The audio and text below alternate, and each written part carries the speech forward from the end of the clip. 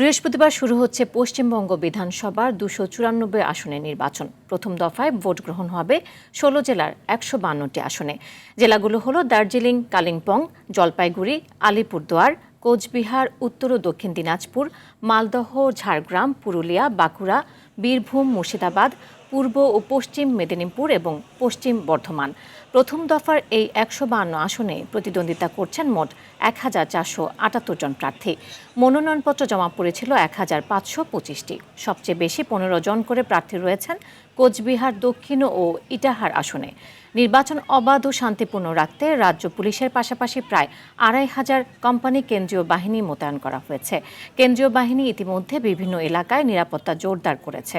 নির্বাচন কমিশন জানিয়েছে, ভোটে কোনো ধরনের হাঙ্গামা, বুথ দখল বা জাল ভোটের চেষ্টা কঠোরভাবে দমন করা হবে।